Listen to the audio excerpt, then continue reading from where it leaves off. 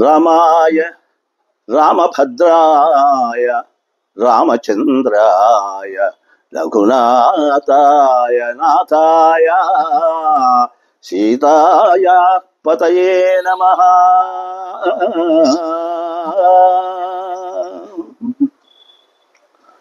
ప్రేక్షక మహాశయులకు, శ్రోత మహాశయులకు శుభాభివందనములు. పోయిన ఎపిసోడ్లో మనము కొన్ని ద్విత్వాక్షరాల గురించి తెలుసుకున్నాము. అంటే ఒత్తులు కలిగినటువంటి పేర్లు ఉన్నటువంటి పేర్లకు ఏ అక్షరంతో మనము నక్షత్రము తెలుసుకోవాలనేటువంటి విషయాన్ని చెప్పినాము. ఇప్పుడు ఇది ముహూర్త దర్పణములో కొన్ని పేర్లకు కొన్ని నక్షత్రాలు చెప్పినారు. అది కూడా మీకు తెలియచేస్తాను, వినవలసిందిగా కోరుతున్నాడు. కృష్ణో హృష్ణో శ్రీధర క్షేత్రపాల జ్ఞానో భీమో భైరవశ్చేతి నామ్నాం ఇందుర్వాయు త్వష్టు హస్త ఆర్ద్ర పూషా పూర్వాషాఢ చేతి వృక్షాని సప్త అన్నాడు.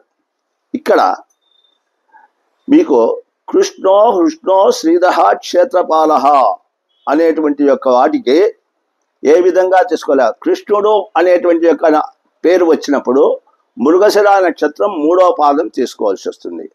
హృష్ణుడు అనేటువంటి యొక్క అక్షరం అక్కడ రావత్తే ఉంది, ఇక్కడ రావత్తే ఉంది, కానీ దానికి భేదం ఇచ్చినాడు.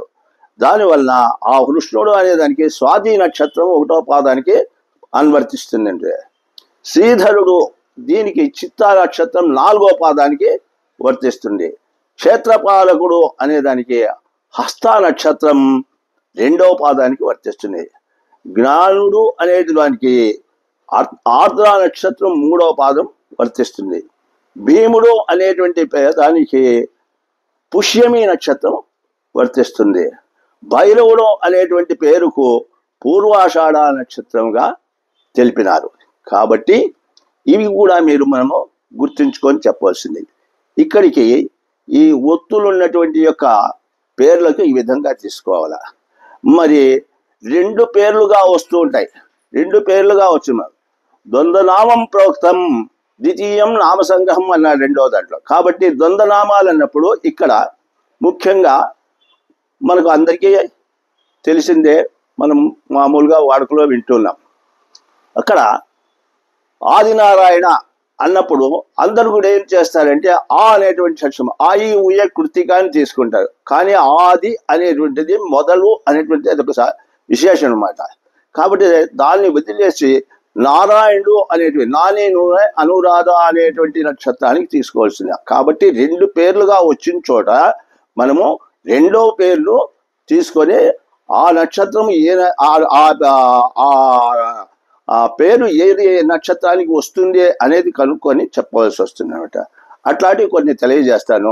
నాగలక్ష్మి, ఆదిలక్ష్మి, ఆదినారాయణ, తర్వాత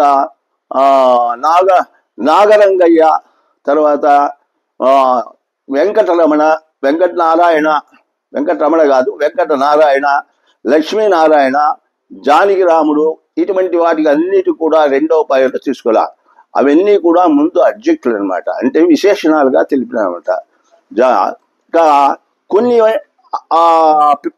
పేర్లకు మాత్రము మొదటి అక్షరమే తెలుసుకోవాలి. ఇప్పుడు సూర్యనారాయణ అనేది వస్తుంది. సూర్యనారాయణ అంటే మనకు ప్రత్యక్షంగా కలిపేటువంటి ఒక దేవుడు ఒకటే, కాబట్టి అది ఒకటే పేరుగా తీసుకోవాల్సి వస్తుంది.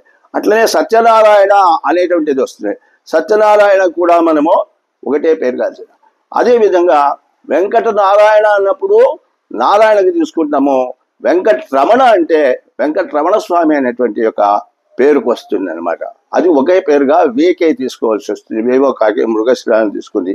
కాబట్టి ఈ విధంగా మనము ఈ యొక్క 2 పేర్లు వచ్చినప్పుడు, 2 అక్షరాలు వచ్చినప్పుడు మనము వాటిని గుర్తించి ఆ గుర్తు ప్రకారము మనము వచ్చిన వాళ్లకు ఏ నక్షత్రం అవుతుందని చెప్పవలసి వస్తుంది. శుభకార్యాల్లో కూడా మనము బాగా పరిశీలించి చెప్పవలసి వస్తుందని మీకు మరీ విన్నవిస్తున్నాను.